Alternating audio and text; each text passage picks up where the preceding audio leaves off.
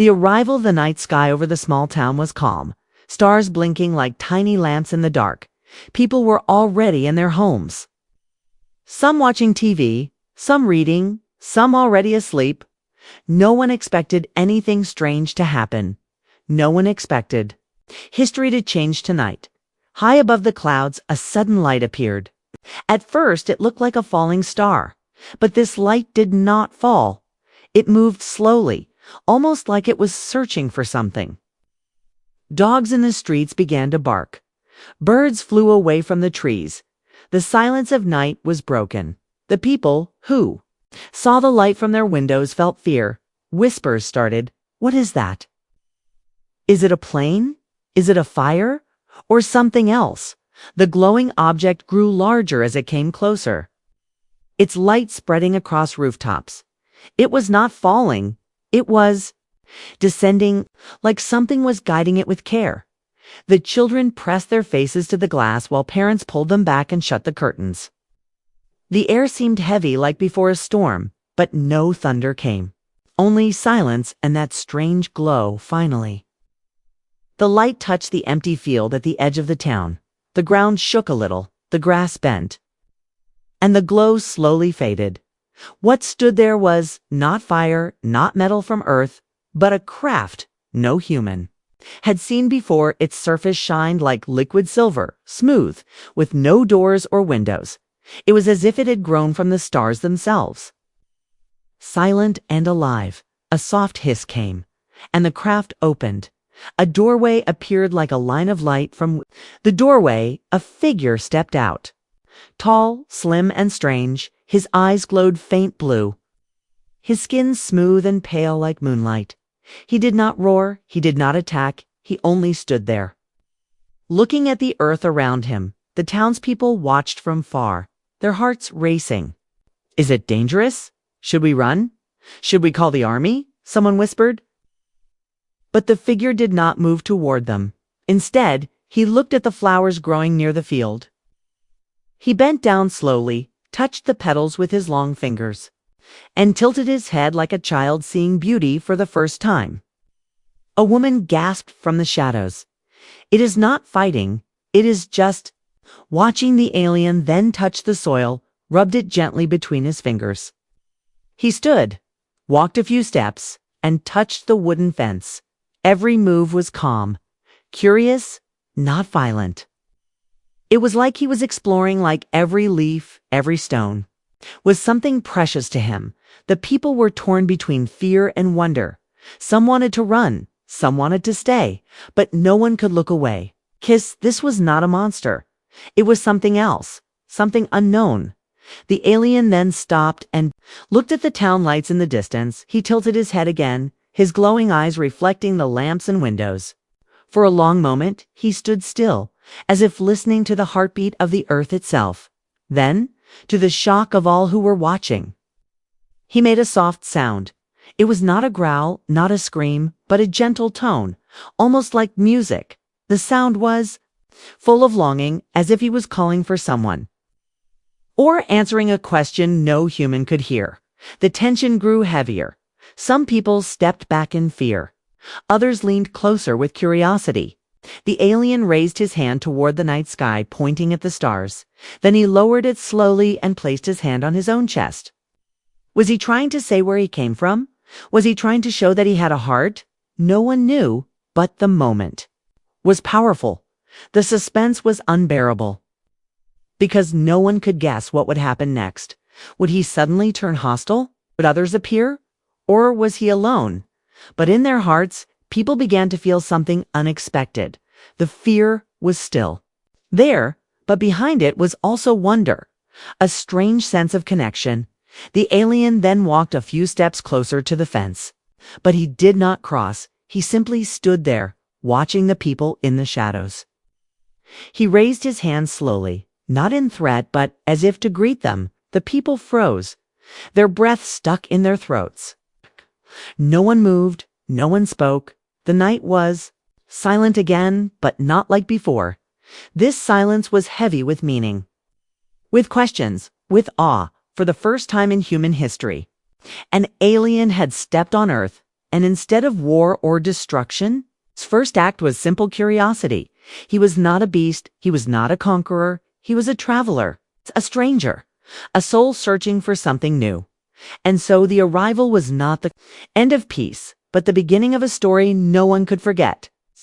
The first contact asterisk, the alien stood in the field, still watching the humans hiding in the shadows. His glowing eyes moved from face to face, but there was no anger, only curiosity. The people whispered, some ready to run, others unable to move. It was a moment of fear and wonder, the kind of moment when history holds its breath. Slowly, the alien stepped back and looked around. He noticed the streetlight near the road, glowing bright yellow. He walked toward it, his head tilting, trying to understand this strange human light. He raised his hand, touched the pole gently, then looked at the bulb shining above him. The light reflected in his eyes, and for the first time, some people felt he was more like a child than a threat. A young boy hiding behind his father whispered, "He is not scary. He is curious." The father pulled him back, but the words touched others who heard them. The alien then saw a bicycle left near the fence. He walked over, touched the handles, and pressed the small bell. The bell rang with a cheerful sound, ting-ting, and the alien tilted his head again. For a moment, he pressed it again, and the sound made him release a strange noise, almost like laughter. People gasped. The alien could laugh. Still, no one was brave enough to step closer. Till something small happened. A little girl standing near the crowd dropped her toy. It was a small stuffed bear, and it rolled across the ground. Landing near the alien's feet, the girl froze, too afraid to pick it up. The alien looked down at the toy, then slowly bent. He picked it up with gentle hands, studying the strange little figure with button eyes. Instead of keeping it, he turned toward the girl and extended his hand. The crowd held their breath, unsure of what would happen. The girl's mother pulled her back, whispering, "Stay here." But the girl's eyes were wide with courage. She took one step, then another, her small feet moving toward the alien. The people gasped, "No, stop, it's dangerous." But the child did not listen. She walked up to him, her tiny hands shaking, but her face filled with innocence. The alien bent lower, holding the toy out carefully. The girl reached forward and took it back, her fingers brushing against his smooth, cold skin. The alien did not pull away. Instead, he blinked slowly, as if trying to understand the meaning of her touch. The moment was powerful, the silence deep. No one moved. No one dared to breathe too loud. The girl then surprised everyone. She smiled and said softly, "Thank you." Her words were simple, but they carried a weight greater than any weapon. The alien tilted his head again, as if learning something new. Then he repeated a sound, broken and strange. Th-onk. Ooh! The people gasped again, because the alien had tried to copy her words. This changed everything. The fear started to melt into awe. If he could try to speak, if he could laugh, maybe he was not a monster. The alien then stepped back, looking at his hands almost like he was proud of himself. He made another sound, soft and musical, like he was practicing the idea of language. One brave man stepped forward, holding out his hands to show he had no weapon. He said, "It's okay. We are not going to hurt you." The alien turned his glowing eyes toward him. For a moment, the man felt his heart race. But then the alien slowly nodded. It was small, simple, but clear, a sign of understanding. The people began whispering again. But now the whispers were different.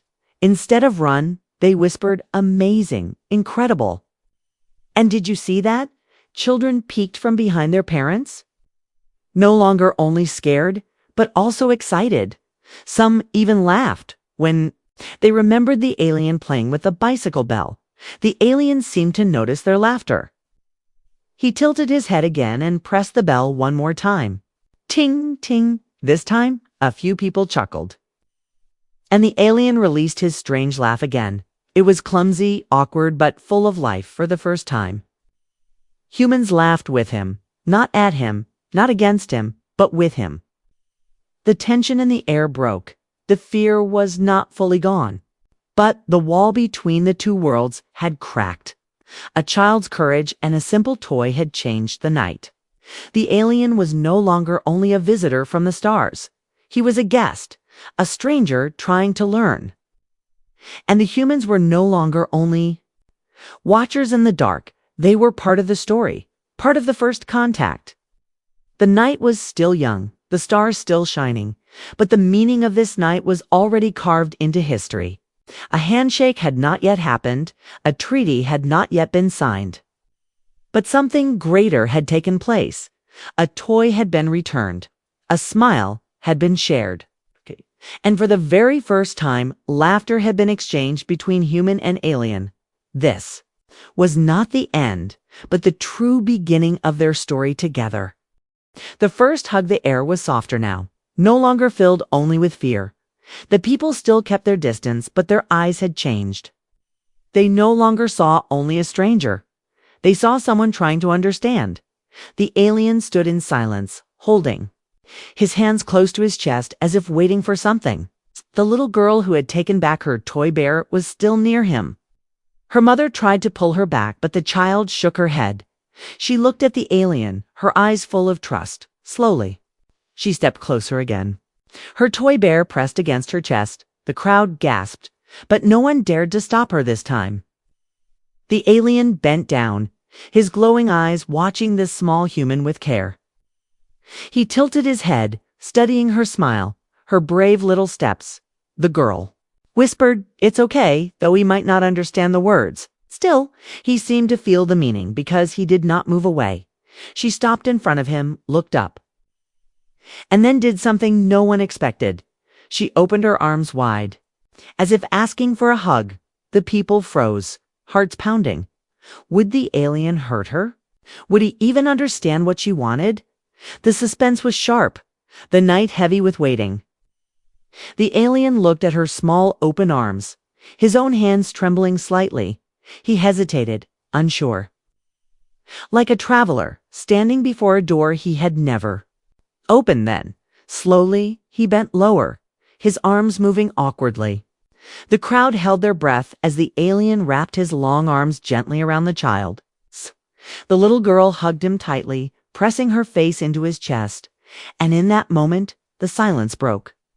People gasped, some even cried, because the alien did not harm her. He held her carefully, softly, like she was the most precious thing in the world. The alien's glowing eyes flickered. And for the first time, his face changed, his lips curved. Not fully like a human smile, but something close. He let out a soft sound, warm and musical.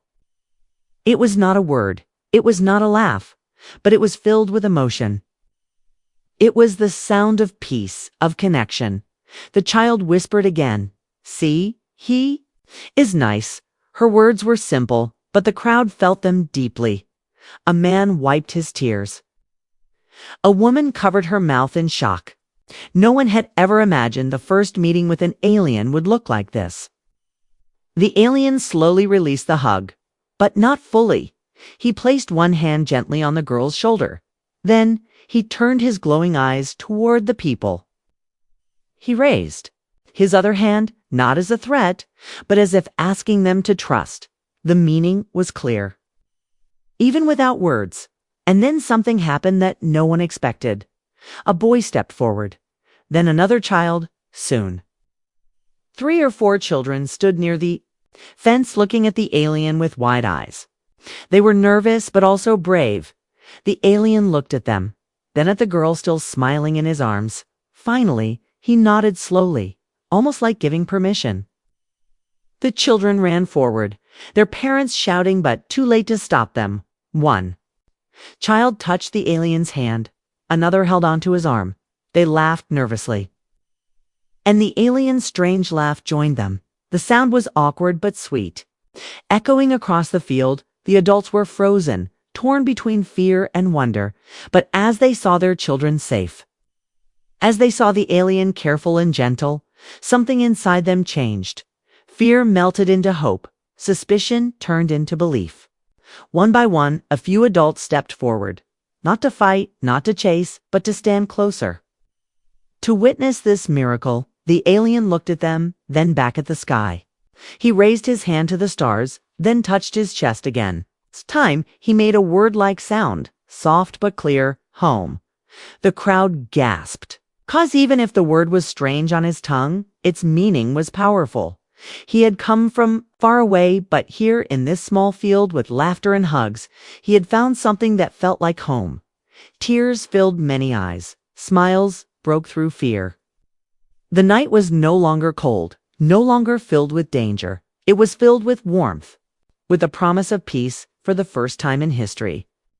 An alien had hugged a human child, and with that hug, he had hugged all of humanity. The people would never forget this night.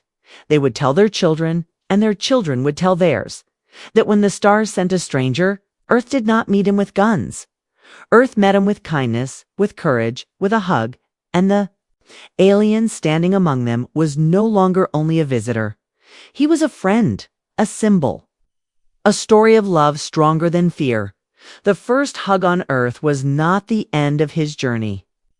It was the beginning of something greater, something eternal.